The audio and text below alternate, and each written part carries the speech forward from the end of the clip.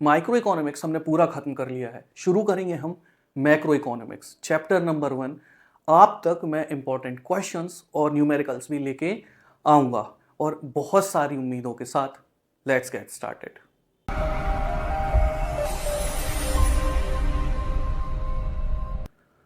ये जो चैप्टर है ये हमें बेसिक्स सिखाता है मैक्रो इकोनॉमिक्स के। इस चैप्टर को समझ लेने के बाद हमारे जो अगले चैप्टर्स होंगे उनके बेसिक्स इतने अच्छे से तैयार हो चुके होंगे कि आपको किसी भी तरीके की परेशानी को फेस नहीं करना पड़ेगा। तो अगर आप मैक्रो इकोनॉमिक्स की बात करें तो ये जो शब्द है मैक्रो, ये लिया गया है ग्रीक लैंग्वेज से। और कौन सा शब्द था वो ग्रीक लैंग्वेज का? वो शब्द था मैक्रोस। इसी मैक्रोस शब्द से बनाया गया है मैक्रो को। और मैक्रो का मतलब क्या होता है? लार्ज। देखिए, माइक्रो इकोनॉमिक्स के पहले चैप्टर में ही मैंने आपको बताया था कि आप माइक्रो और मैक्रो को कुछ इस तरीके से समझिए कि माइक्रो इकोनॉमिक्स जैसे आपकी बॉडी में सेल टिश्यूज होते हैं, छोटे छोटे यूनिट्स, उनकी स्टडी करता है, लेकिन मैक्रो बड़ी यूनिट्स की स्टडी करता है, जैसे हमारे ऑर्गन्स हो गए। उसी तरीके से आप इको में से इम्प्लाई करें तो मैक्रो का मतलब हो जाता है लार्ज। तो यहां पर हम स्टडी करते हैं कि हमारी जो पूरी इकोनॉमी है, जो हमारी पूरी अर्थव्यवस्था है, वो कैसे काम कर रही है, ये मेजर करेगा। और अर्थव्यवस्था में सबसे बड़ी समस्याएं कौन होती हैं कि इन्फ्लेशन यानी कि महंगाई कैसी चल रही है, साथ ही साथ में अनएम्प्लॉयमेंट, पॉवर्टी, इन सभी समस्याओं के बारे में बात करता है मैक्रो इकोनॉमिक्स। मैक्रो इकोनॉमिक्स वो पार्ट होता है इकोनॉमिक थ्योरी का जहां पर, अब इंपॉर्टेंट टर्म है ये कीवर्ड का, जहां पर आप स्टडी करेंगे behaviour of aggregates. Behaviour of aggregates का मतलब क्या हुआ? एग्रीगेट का मतलब होता है टोटल, और आप किसकी स्टडी करेंगे? टोटल की। जैसे कि एग्रीगेट डिमांड, एग्रीगेट सप्लाई। आपने माइक्रो में क्या पढ़ा था? डिमांड और सप्लाई, लेकिन वो छोटी यूनिट्स की थी। यहां आप पूरे देश की इकोनॉमी की डिमांड को, सप्लाई को एज अ होल पढ़ेंगे, और इसी वजह से इसे बोला गया है एग्रीगेट डिमांड और एग्रीगेट सप्लाई, जो कि आगे चल के आपके चैप्टर्स में भी है। फिर इसके बाद हम एक डेफिनेशन ले लेते हैं, और डेफिनेशन है प्रोफेसर चैम्बरलिन की। इन्होंने क्या कहा है कि ये स्टडी करेगा एग्रीगेट रिलेशन को, जिसे हम ऑलरेडी डिस्कस कर चुके हैं। तो अब देखेंगे कि इसका जो स्कोप है वो क्या है। तो इसमें aggregate demand, aggregate supply, aggregate consumption और जनरल प्राइस लेवल, ये चारों बहुत इंपॉर्टेंट है। पूरी इकोनॉमी की डिमांड को एग्रीगेट डिमांड कहा जाएगा, वहां पर जितनी टोटल सप्लाई चल रही है उसे बोला जाएगा एग्रीगेट सप्लाई। तीसरा है एग्रीगेट कंजम्पशन। एक इकोनॉमी में जो लोग रह रहे हैं वो ऑल इन ऑल टोटल कितने गुड्स और सर्विसेज को कंज्यूम कर रहे हैं, इसका स्टडी को बोला जाता है क्या? Aggregate consumption. और ये इसका टाइम फ्रेम क्या है? एक अकाउंटिंग ईयर। तो ये एक साल की स्टडी होती है, और हमें पता है कि जो हमारा अकाउंटिंग ईयर होता है ये कब का होता है? ये चलता है 1 अप्रैल से 31 मार्च तक। ये एक फाइनेंशियल ईयर की डेट्स होती हैं। फिर आता है जनरल प्राइस लेवल। इसका मतलब ये होता है कि एक इकोनॉमी में जो गुड्स हैं, जो सर्विसेज हैं, वहां कितना प्राइस प्रिवेल कर रहा है, कम है, ज़्यादा है, ठीक है, इसे बोला जाता है जनरल प्राइस लेवल। अब हम समझेंगे इंपॉर्टेंस ऑफ मैक्रो इकोनॉमिक्स। तो मैक्रो इकोनॉमिक्स सबसे पहले हमारी हेल्प करेगा किसे मेजर करने में? नेशनल इनकम को मेजर करने में। जब भी किसी देश की नेशनल इनकम की बात होती है तो वो कहाँ से आती है? मैक्रो इकोनॉमिक्स के थ्रू आती है। गवर्नमेंट जो अपनी पॉलिसीज बनाती है वो किसके थ्रू बनाती है? मैक्रो इकोनॉमिक्स के थ्रू बनाती है। साथ ही साथ में फॉरेन ट्रेड में इंडिया की, या जो कंट्री जिसकी स्टडी हम कर रहे हैं एग्रीगेट डिमांड की या सप्लाई की, वो कितनी रखनी है, वो भी हमें समझ में आती है मैक्रो इकोनॉमिक्स से। अगर किसी भी तरीके की समस्या उस देश में है, जो कि आम समस्याएं हैं, जैसे कि पॉवर्टी, अनएम्प्लॉयमेंट, इन समस्याओं का समाधान भी निकाला जाता है मैक्रो इकोनॉमिक्स से, मैक्रो लेवल के थ्रू। साथ ही साथ में यहाँ पर हमें ये भी समझ में आ जाता है कि जो जनरल अनएम्प्लॉयमेंट है, जो एक साधारण बेरोजगारी है, उसका कारण क्या है, उसका असर क्या हो रहा है, और उन समस्याओं का समाधान क्या है, कॉज, इफेक्ट एंड रेमेडीज।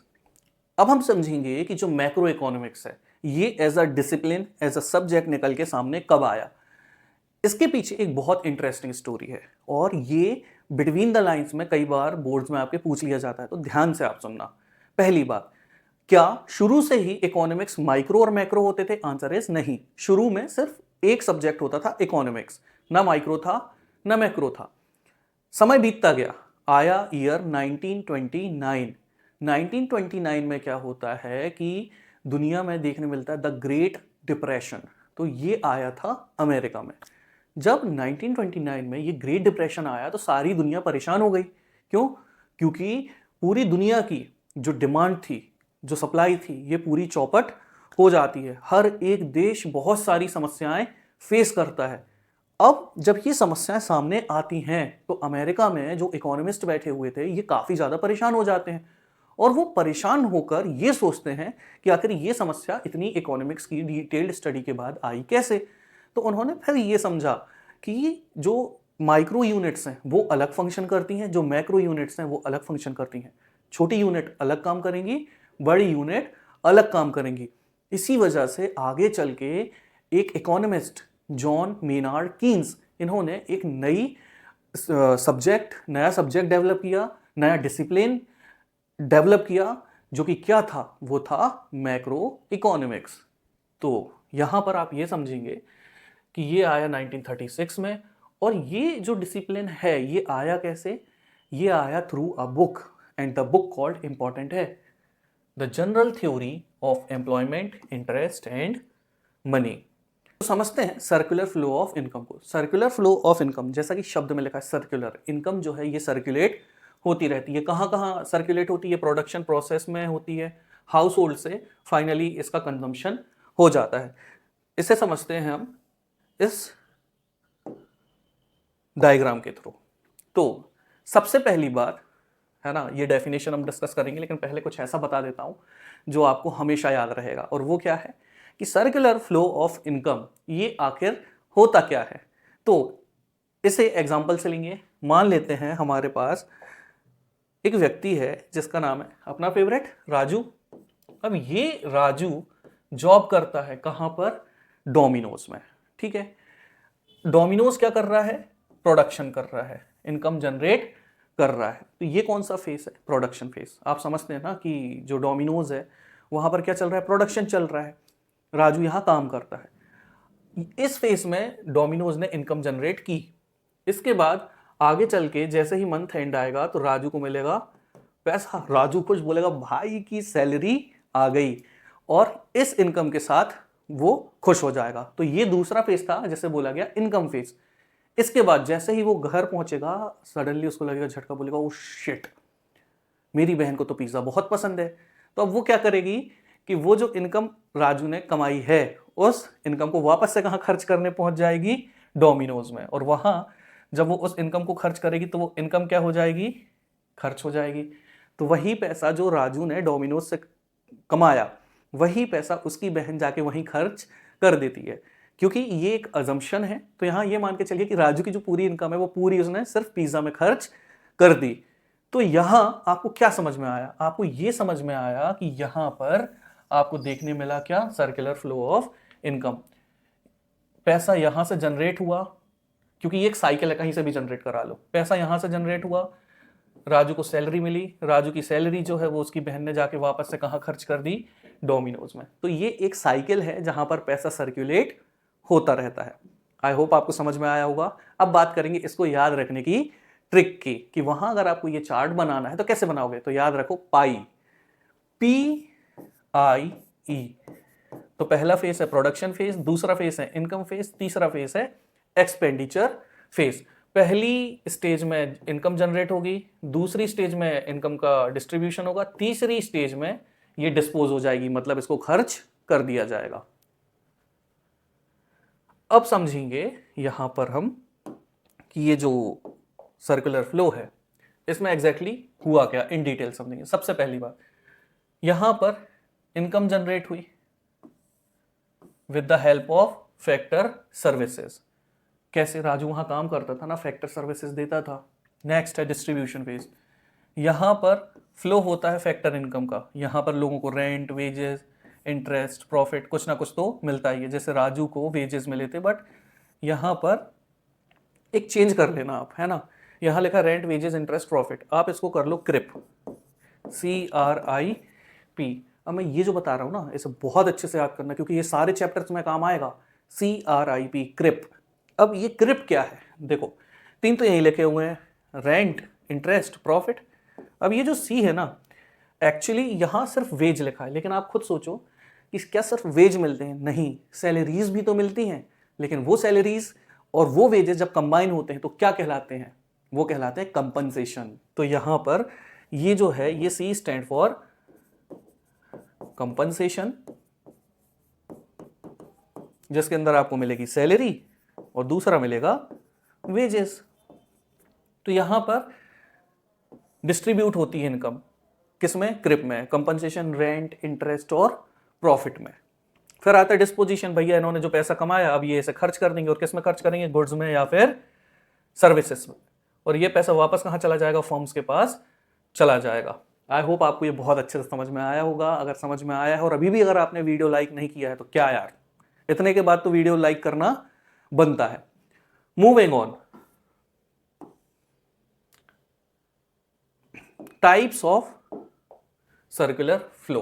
अब ये जो सर्कुलर फ्लो है इसके टाइप्स होते हैं और हम समझेंगे कि कितने होते हैं। ये होते हैं, पहली बात इसके कारण कितने हैं? कारण हैं दो। क्या कारण? इनकम जो कमाई गई है प्रोड्यूसर के द्वारा, मतलब डोमिनोज, हमारे एग्जांपल से अगर कंपेयर करें तो डोमिनोज की बात हो रही है, ये इक्वल होती है किसके?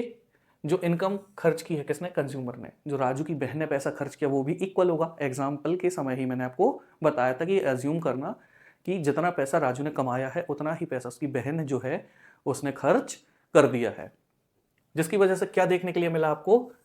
Money flow. नेक्स्ट इज कि जो गुड्स एंड सर्विसेज प्रोड्यूस हुई हैं प्रोड्यूसर के द्वारा, ये खरीदेगा कौन? हाउस होल्ड, जिससे आपको मिलेगा रियल फ्लो। इसका मतलब ये है कि डोमिनोज उन्होंने कुछ ना कुछ प्रोड्यूस किया और इसे खरीदा किसने? जो राजू की बहन है उसने। तो ये बॉट बाय हाउस होल्ड, और ये जो फ्लो देखने मिला ये कहलाता है रियल फ्लो। जिसमें आप सिर्फ पैसे की बात कर रहे हो वो हो गया मनी फ्लो, जिसमें आप बात कर रहे हो गुड्स की और सर्विसेज की, पैसे को हटाकर, वो होता है रियल फ्लो। कंपेयर कर लेते हैं। तो मनी फ्लो जो होता है ये होता है flow of money between firms and house hold, जबकि रियल फ्लो होता है flow of goods and services between firms and house hold. यहां आपको मनी देखने के लिए मिलेगा, यहां आपको गुड्स एंड सर्विसेज देखने मिलेंगी। एक और बात इंपॉर्टेंट, इनका एक और नाम होता है क्या? मनी फ्लो को बोला जाता है नॉमिनल फ्लो, और जो हमारा रियल फ्लो है इसे बोला जाएगा क्या? Physical flow. यहां सिस्टम ऑफ एक्सचेंज की बात करें तो इसे एक नाम से जाना जाता है और यह है मॉनेटरी सिस्टम। और यहां रियल फ्लो जो है ये सिस्टम कौन सा होता है? बार्टर सिस्टम, क्योंकि किसी भी तरीके की पैसे के इन्वॉल्वमेंट की बात नहीं की गई थी। ऑल्दो इन्वॉल्व था, लेकिन दोनों को किया गया अलग, गुड्स एंड सर्विसेज को अलग और मनी को अलग।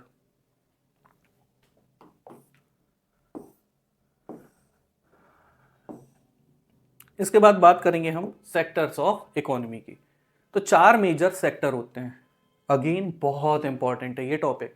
चार सेक्टर आपको देखने के लिए मिलेंगे, और जब मैं आपको ये पढ़ा रहा हूं तो भले एक सेकंड के लिए वीडियो पॉज करना, बट वो पॉइंट इमेजिन करके देखना, क्योंकि हमारे आसपास की दुनिया में ये एग्जिस्ट करते हैं।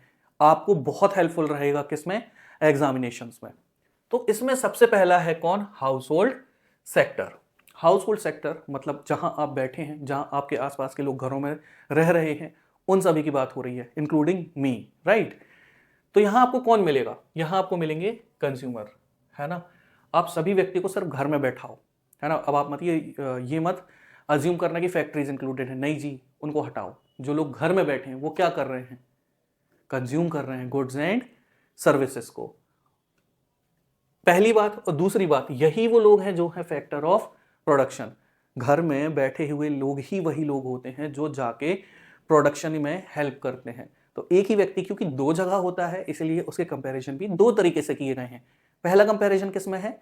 घर में, जिसमें यह बताया गया है हमें कि एक तो ये कंज्यूम करेंगे, दूसरा यही होते हैं क्या? यही होते हैं फैक्टर ऑफ प्रोडक्शन। और फैक्टर ऑफ प्रोडक्शन कौन होते हैं? लैंड, लेबर, कैपिटल, ई शेप, ये सारी चीजें, और इनको इन फैक्टर ऑफ प्रोडक्शन के बदले में क्या मिलेगा। चलो राजू की ही बात कर लेते हैं। राजू भी तो फैक्टर ऑफ प्रोडक्शन में आया ना कहीं वो किस कैटेगरी में आया, लेबर की कैटेगरी में। जब वो इस कैटेगरी में आया तो इस कैटेगरी में आ जाने की वजह से वो किसकी काउंट हो गया, किसमें, फैक्टर ऑफ प्रोडक्शन में। लेकिन क्या उसने फ्री में काम किया, नहीं किया। इसके बदले में उसे क्या मिला, इनकम मिली। और इनकम किस फॉर्म में मिली, कंपनसेशन के। तो उसको क्या मिला इसके बदले, कंपनसेशन, है ना। कंपनसेशन क्या, सैलरी मिली। अगर दिहाड़ी मजदूर होता तो क्या मिलती, वेजेस। बात समझ आई। मूविंग फर्दर तो ऑल इन ऑल इस हाउस होल्ड में क्या समझ में आया कि भाई वो गुड्स एंड सर्विसेज को कंज्यूम करेगा, साथ ही साथ में वो फैक्टर ऑफ प्रोडक्शन भी बनेगा और उसके बदले में उसको इनकम मिलेगी। प्रोड्यूसिंग सेक्टर, यहां पर सारे वो फर्म्स होते हैं जो प्रोड्यूस कर रहे होते हैं गुड्स एंड सर्विसेज को, और ये हायर करते हैं किसको, फैक्टर ऑफ प्रोडक्शन को। यानी कि हमारे एग्जांपल के इस केस में ये हो गया डोमिनोज, और इसने हायर किया है किसको, राजू को। और यहां पर हाउस होल्ड जो हैं वो कंज्यूम करते हैं किसको, गुड्स एंड सर्विसेज को, ताकि उनकी जो वांट्स हैं ऑफ गुड्स एंड सर्विसेज वो पूरी हो जाए। और इसके बदले में जो हमारी फर्म्स होती हैं वो क्या करती हैं, प्रॉफिट अर्न करती हैं। फिर आता है गवर्नमेंट सेक्टर। गवर्नमेंट की दो कैपेसिटीज होती हैं। पहला काम तो वो करेगा as welfare agency. Welfare agency क्यों, क्योंकि आपके आसपास जितनी भी शांति है, जितनी भी व्यवस्थाएं हैं, चाहे अच्छी हैं चाहे बुरी हैं, डिपेंड्स, लेकिन हाँ कहीं ना कहीं ये एक वेलफेयर एजेंसी का काम तो करती है। क्यों, क्योंकि यहाँ पर ये मेंटेन करते हैं लॉ एंड ऑर्डर को, डिफेंस को, साथ ही साथ में काम करते हैं पब्लिक वेलफेयर के लिए। लेकिन सिर्फ यही काम होता है क्या गवर्नमेंट का, नहीं। इसके अलावा बहुत सारे ऐसे सेक्टर हैं जहां पर गवर्नमेंट जो है वो गुड्स एंड सर्विसेज को प्रोड्यूस करती है। तो यहाँ ये एज अ प्रोड्यूसर काम करते हैं। जैसे बोला जाता है public sector enterprises. Government companies आपने सुनी होगी, वो सारी क्या हैं, वो आपको गुड्स एंड सर्विसेज ही तो प्रोवाइड कर रहे हैं। जैसे रेलवेज, जैसे कि भेल, भारत हैवी इलेक्ट्रिकल्स लिमिटेड, ये सारे किस में आते हैं, ये आते हैं पब्लिक सेक्टर एंटरप्राइजेस में। फिर आता है फॉरेन सेक्टर ना। फॉरेन सेक्टर में दो सिंपल से इंपॉर्टेंट एलिमेंट है, एक एक्सपोर्ट और एक इंपोर्ट। बट फॉरेन सेक्टर को एक नाम से और जाना जाता है और वो है rest of the world sector. यहां पर ट्रांजैक्शंस इन्वॉल्व होते हैं वो सारे जो हम दुनिया से कर रहे होते हैं, और यहां पर इन्वॉल्व होता है export and import of goods, और साथ ही साथ में flow of capital between domestic economy and other countries. हमारा देश, दूसरा देश, इनके बीच में कैपिटल मूवमेंट होता रहता है। तो ये थे 4 सेक्टर इकोनॉमी के। मूविंग फर्दर, तो पहले बात करेंगे 2 सेक्टर इकोनॉमी की, जो कि मॉडल्स में काउंट होता है।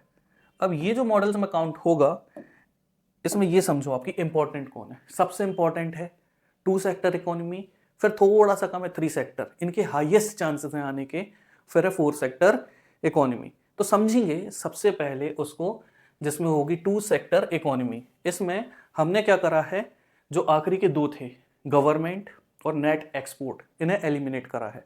सिर्फ हाउस होल्ड को रखा है और फर्म्स को रखा है, और इनके बीच में क्या चल रहा है उसे समझेंगे।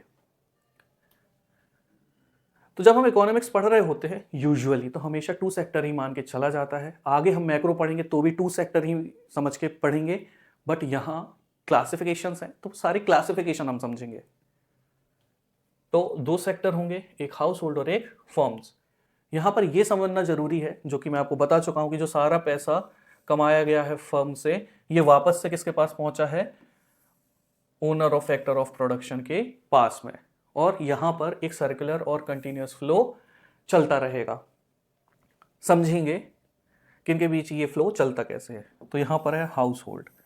House hold as you know, हमारे एग्जाम्पल में हाउस होल्ड में हमने जो राजू है उसे रखा था, और उसकी जो सिस्टर है उसे भी रखा हुआ था। यहाँ पर जो फर्म्स है, यहाँ पर हमने एग्जांपल में किसे रखा था, डोमिनोज को रखा था, क्योंकि अब यहाँ रिलेटिविटी इजीली डेवलप कर पाओगे तो समझेंगे एग्जैक्टली क्या चल रहा है।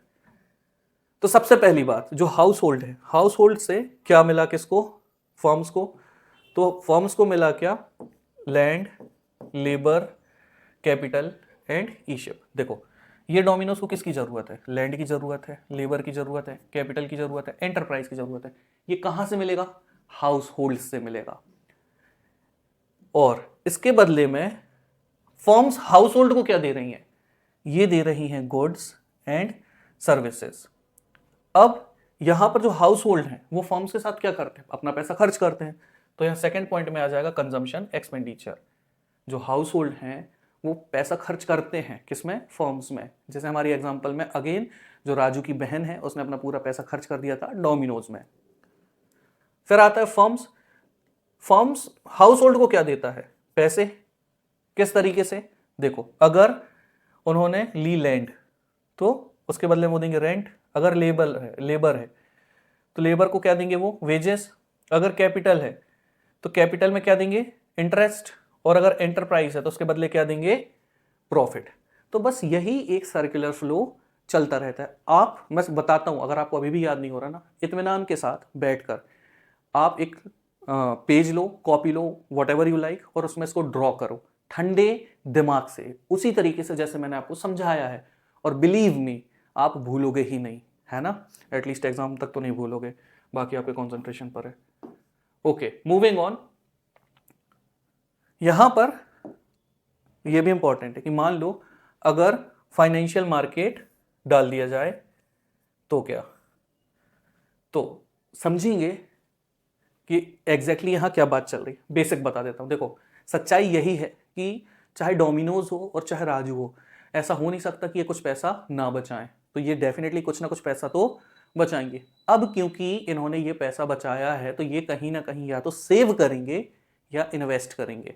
और जब ये सेव करेंगे या इन्वेस्ट करेंगे तो दूसरी फर्म्स की एंट्री हो जाती है फाइनेंशियल मार्केट की, और ये पैसा उनके पास जाएगा। और अब ये पैसा क्योंकि उनके पास गया है तो वही पैसा चाहे तो वो इंटरेस्ट कमा सकते हैं या चाहे तो लोन ले सकते हैं।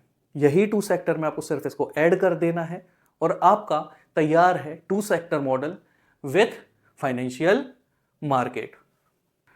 तो अगर फाइनेंशियल मार्केट नहीं होता है तो वहां पर इनकम सेव नहीं होती, लेकिन अगर फाइनेंशियल मार्केट है जो कि रियलिटी में एग्जिस्ट करता है, लोग पैसे भी बचाते हैं। तो यहां पर एक्चुअल प्रैक्टिस में कुछ एक ऐसा हिस्सा होता है जो वो सेव कर लेते हैं और बाद में क्या होगा? यही हिस्सा जो है बोरोविंग्स में या सेविंग्स में जाता है। और इसे चैनलाइज कौन करता है? इसे चैनलाइज करेंगे या तो बैंक या फिर इंश्योरेंस कंपनी वगैरह। समझेंगे इस चार्ट को। अगर बनाना है तो कैसा है? ये पूरा एज इट इज है, कोई चेंज नहीं है जो हमने टू सेक्टर में पढ़ा था विदाउट फाइनेंशियल मार्केट। यहां सिंपली बीच में आप एक मार्केट रख दो, जैसे आप नाम देंगे फाइनेंशियल मार्केट। यहां पर हाउस होल्ड है, यहां पर फर्म है। हाउस होल्ड से इनको क्या मिलेंगी? सेविंग्स मिलेंगी, ठीक है। और जो फर्म्स हैं, अब क्योंकि फर्म्स बड़ी होती हैं तो ये अपनी सेविंग्स भी यहां डाल सकते हैं, लेकिन जरूरत पड़ने पर ये इनसे लोन भी ले सकते हैं। इसी वजह से यहां पर आपको सेविंग भी मिलेंगी और बोरोविंग्स भी देखने के लिए मिल जाएंगी। अब आते हैं हम थ्री सेक्टर इकोनॉमी में, और थ्री सेक्टर इकोनॉमी में जो हमारा थर्ड सेक्टर आता है वो है गवर्नमेंट। अब गवर्नमेंट का इन्वॉल्व, जैसे कि हम जब सेक्टर पढ़ रहे थे तब हमने पढ़ा था, क्या होता है? वो ये होता है कि गवर्नमेंट जो है between house hold and government, यहां पर मनी फ्लो जो होता है ये गवर्नमेंट से जाएगा हाउस होल्ड में। कैसे जाएगा?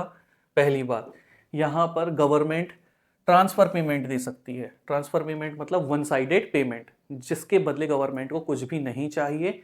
ये पैसा सिर्फ गवर्नमेंट ट्रांसफर कर देगी, उसके बदले में उन्हें किसी भी तरीके की सर्विसेज नहीं चाहिए। कौन सी पेमेंट है ये? स्कॉलरशिप हो गई, ओल्ड एज पेंशन हो गई, ये सारी।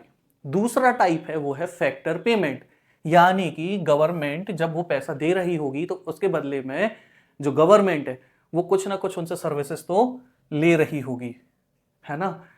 समझो इसे। मान लो एक स्टूडेंट है, उसे पढ़ाई करते समय उसके मास्टर्स में स्कॉलरशिप मिली 2 लाख रुपए की, तो ये ट्रांसफर पेमेंट है। स्कॉलरशिप उसको गवर्नमेंट को नहीं लौटानी, आगे चल के उसकी गवर्नमेंट जॉब लग गई। अब वो जब जॉब करेगा तो वो सर्विसेज देगा गवर्नमेंट को, गवर्नमेंट उसके बदले में उसको पैसा देगी। इसे ही बोला जाता है factor payment. Transfer payment one sided होती हैं, फैक्टर पेमेंट जो होती है वो टू साइडेड होती हैं। यहाँ पर बदले में कुछ नहीं देना होता, ना गुड्स ना सर्विसेज, यहाँ पर बदले में कुछ ना कुछ देना होता है, इसी वजह से इसे बोला जाता है फैक्टर पेमेंट्स। और हाउस होल्ड से ये पैसा इनके पास कैसे जाएगा गवर्नमेंट के, ये जाएगा डायरेक्ट टैक्स से, है ना। यहां से पैसा आ तो गया, लेकिन वापस से वो पैसा गवर्नमेंट के पास कैसे आया, घरों से। तो घरों से ये पैसा सरकार के पास पहुंचेगा थ्रू डायरेक्ट टैक्स, जैसे कि इनकम टैक्स और इंटरेस्ट हो गया, इन सभी के बीच में। और अगर बिटवीन फर्म्स एंड गवर्नमेंट की बात करें, ये पूरा हाउस होल्ड की बात की, लेकिन अगर फर्म की बात करें तो फर्म्स क्या करेंगे, ये डायरेक्ट और इनडायरेक्ट टैक्सेस जो हैं ये दोनों देती हैं किसको, गवर्नमेंट को। अगर हम इस डायग्राम की बात करें तो सबसे पहले आपने क्या करना है, अगर इसको बनाना है, पहले आप बनाओ टू सेक्टर मॉडल, ठीक है। फिर उसके बाद आप बीच में डाल दो फाइनेंशियल मार्केट। इतना आपने कर लिया। अब आपको क्या करना है, सिंपली यहां पर गवर्नमेंट बना दो तीसरा, है ना, और सब एज इट इज रखो, गवर्नमेंट और हाउस होल्ड समझेंगे। तो गवर्नमेंट दो तरीके से पैसा दे सकती है, किसको, हाउस होल्ड को, एक फैक्टर पेमेंट, एक ट्रांसफर पेमेंट। हाउस होल्ड किस तरीके से गवर्नमेंट को पैसा दे सकते हैं, टैक्स में। फर्म्स क्या रिलेशन है, गवर्नमेंट जो फर्म्स हैं उनको पैसा देगी किसके लिए, अगर कोई एक फर्म जैसे अडानी मान लो भारत सरकार को किसी भी तरीके से गुड्स या सर्विसेज दे रहा है तो उसकी पेमेंट करेंगे। सब्सिडीज अगर दी जा रही है तो वो देनी होंगी सरकार को, फर्म्स को। और एट लास्ट यहां पर फर्म्स जो हैं वो टैक्स पे करती हैं वापस से किसको, गवर्नमेंट को। ये इतना बना लिया, ऑलमोस्ट डन। फिर एक सेविंग और बोरोइंग वाला सेक्शन आप यहां भी बना दो, तो आपका जो 3 सेक्टर मॉडल है ये कंप्लीट हो जाता है। और यही दो जो हैं हमने पढ़े हैं, पहला 2 सेक्टर विदाउट फाइनेंशियल या फाइनेंशियल मार्केट, और एक 3 सेक्टर मॉडल। 4 सेक्टर मॉडल भी है, इसे एक रफ आइडिया आप ले लेना। अगर आपने ये बना लिया तो वो भी आपका काफी इजीली बन जाएगा। तो 4 सेक्टर इकोनॉमी में आखिर क्या हुआ, कुछ भी नहीं करना आपने, जैसे 3 सेक्टर बनाया था, आप ऊपर एक फॉरेन सेक्टर बना दो, ये एज इट इज रहने दो। यहां पर फॉरेन सेक्टर और घरों के बीच में क्या संबंध है समझेंगे। पहली बात, अगर हाउस होल्ड ने फॉरेन सेक्टर को कोई सर्विसेज दी है तो उसके बदले पेमेंट मिलेगी, ट्रांसफर पेमेंट मिलेंगी। और अगर उन घरों ने कुछ इंपोर्ट करवाया है, मान लीजिए अमेरिका से कोई सामान जो है वो भारत में आया है, तो पेमेंट करनी पड़ेगी किसके लिए, इंपोर्ट के लिए। फर्म्स के साथ इसका क्या लेन देन है, यहां पर अगर फर्म ने कुछ इंपोर्ट करा है तो पेमेंट करनी पड़ेगी, और अगर उसी फर्म ने एक्सपोर्ट किया है तो उसके बदले में उनको मिलेगा पैसा। ये पूरा एज इट इज रहेगा, इसमें किसी भी तरीके की छेड़छाड़ नहीं होगी। तो इस तरीके से काम करती है 4 सेक्टर इकोनॉमी। तो अब हम समझेंगे इस चैप्टर का last topic, leakages and injections. Circular flow of income में अगर किसी भी तरीके का अमाउंट उस सर्कुलर फ्लो से बाहर निकल गया तो वो है लीकेज, और उसी तरीके से अगर कुछ पैसा इसमें इंजेक्ट कर दिया गया तो ये है इंजेक्शंस। इसी वजह से इसका नाम भी है क्या, लीकेजेस और इंजेक्शन, और ये इंपॉर्टेंट होता है, राइट। यहां पर आप ये समझो कि जो लीकेजेस हैं इसका जो इंपैक्ट होता है वो नेगेटिव होता है। दूसरा, किस पर इसका नेगेटिव इंपैक्ट होगा, प्रोडक्शन प्रोसेस में भी और इनकम जनरेशन में भी। इससे ये समझ में आता है कि वो पैसा जो लौट कर वापस नहीं आया सर्कुलर फ्लो में और इस फ्लो से दूर हो गया है। और इसके तरीके क्या हैं, लोगों ने पैसा जो है वो विड्रॉ कर लिया, एग्जाम्पल लोगों ने पैसा सेव कर लिया, है ना, इसके बाद टैक्स पे कर दिया या कुछ इंपोर्ट कर लिए। तो ये सारे एग्जाम्पल होते हैं हमारे किसके, लीकेजेस के। अब समझेंगे कि इसी सर्कुलर फ्लो में पैसा कैसे इंजेक्ट किया जाता है। तो ये इंपैक्ट है पॉजिटिव इंपैक्ट, प्रोडक्शन में भी और इनकम में भी, और सर्कुलर फ्लो में यहां पर पैसा ऐड कर दिया जाता है। और इसका एग्जाम्पल है investment, export and government expenditure. तो हमने सक्सेसफुली कंप्लीट कर लिया है chapter number 1 of macro economics. I hope आपको ये वीडियो पसंद आया होगा। और यस, जाना नहीं है, सुन के जाना है। चैप्टर 2 बहुत जल्दी आने वाला है, बहुत इंपॉर्टेंट चैप्टर है। एक और बात, अगर आपने अभी तक पढ़ाई शुरू नहीं की है सीरियस होके तो कर दीजिए, सारा का सारा फोकस पढ़ाई पे रखिए। इकोनॉमिक्स इतनी इजी नहीं है जैसे दूसरे सब्जेक्ट हैं, तो किसी भी तरीके का कम्युनिकेशन या डिस्ट्रैक्शन वीडियोस के समय आपको नहीं रखना है। और हो सकता है आप उन स्टूडेंट्स में से एक हो जो बोलता है यार मैं तो कभी किसी का चैनल सब्सक्राइब नहीं करता। हो सकता है आप ना करते हो, लेकिन आप यहाँ इसे एक एग्जाम्पशन समझिए, क्योंकि हम सिर्फ और सिर्फ आपके लिए स्पेशली वीडियो लेके आए हैं। हमारी ऑडियंस पूरे भारत में नहीं है, सिर्फ आप ही हैं और आपका सपोर्ट हमें बहुत ज़रूरी है, आपका एप्रिसिएशन हमारे लिए बहुत ज़रूरी है। और वही बात रिलेट करके देखिए कि आपकी मेहनत को अगर घर वाले अप्रिशिएट नहीं करते तो बुरा लगता है, उसी तरीके से हमें भी लगता है। हमें प्रमोट करें, एमपी बोर्ड में बहुत बड़ा रेवोल्यूशन लेके आएंगे हम, और जिसमें सबसे पहले पार्टिसिपेंट हैं आप, क्योंकि हमारे चैनल की शुरुआत में जो जुड़ रहे हैं वो आप ही हैं। आई होप मेरा मैसेज आप तक अच्छे से कन्वे हुआ होगा। अगर वीडियो लाइक नहीं करा है तो प्लीज़ वीडियो लाइक करें, चैनल को सब्सक्राइब करें, दोस्तों में शेयर करें, और मिलूंगा मैं बहुत जल्दी आपसे चैप्टर नंबर 2 में, नेशनल इनकम। तब तक this is Manav signing off. जय हिंद।